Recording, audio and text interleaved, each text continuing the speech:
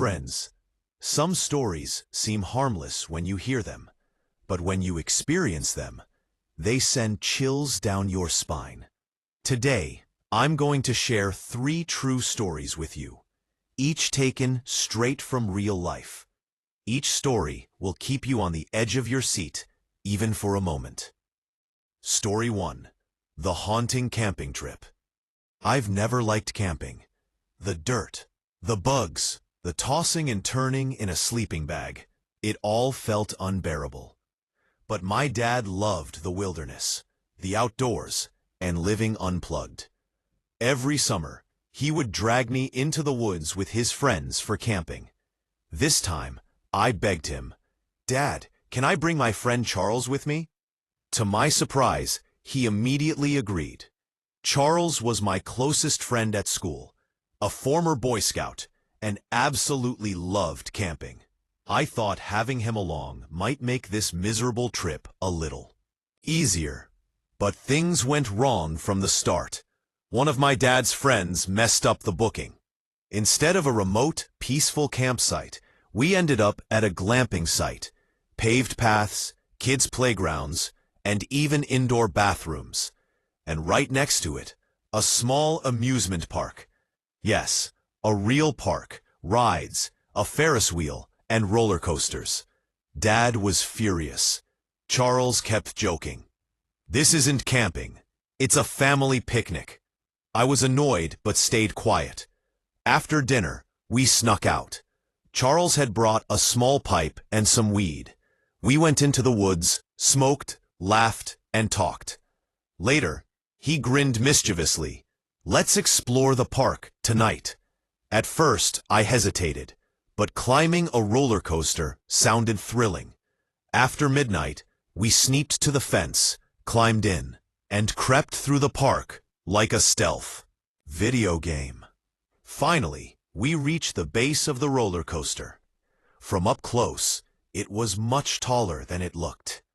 We climbed the maintenance stairs carefully, avoiding noise. At the top, the view was incredible. The whole park beneath us. We took one photo, then descended.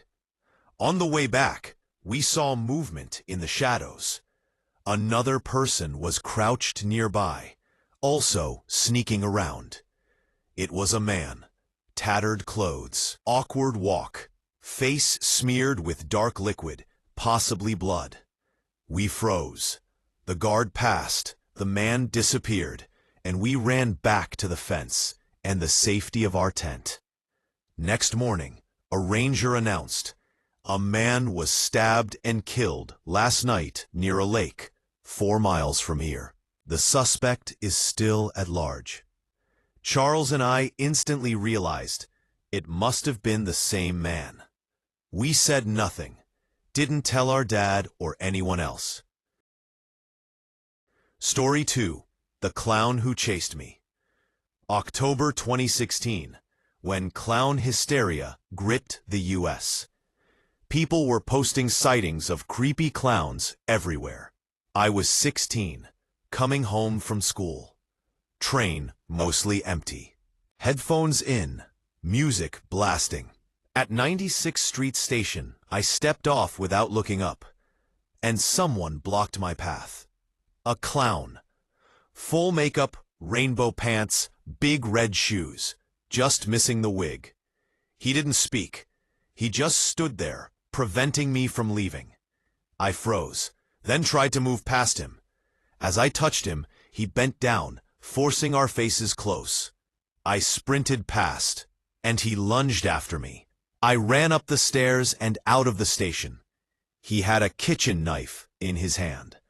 I reported him to the police immediately. He didn't follow onto the street, and was gone by the time they arrived. Weeks later, I was still shaken, imagining he knew where I lived, but nothing else ever happened. Story 3. The Hotel Pool Night Shift. 2018. I was out of college, hopping from job to job, browsing. Indeed, I found a night shift lifeguard job, $30 an hour. Strange things. Shift from 5 p.m. to 1 a.m., and they explicitly wanted someone who didn't speak Spanish, even though I'm half Mexican and the town had many Spanish speakers. Still, the pay was too good to ignore. First day, I arrived. 2 men greeted me, one friendly, one tall and serious. The tall one tested my Spanish, and I pretended not to understand. They laughed and said it was a joke. My responsibilities: lifeguard, collect money from non-guests and let anyone with a blue wristband into the pool house. First week was normal. But one night, a woman in white arrived with a blue wristband, went into the pool house. Later, 2 men in tattered clothes also entered. Strange sounds came from inside, screams, knocks. I called Jefe, my boss, who just said, "Don't look, just stay put." The sounds stopped. The door opened. The woman came out. Eyes empty, face terrifyingly calm. She walked away. Next day, the pool house was closed for maintenance, and the job ended. To this day, I don't know what happened in that pool house, but sometimes at night, I still hear those screams in my mind. Friends, fear in life doesn't always come from darkness.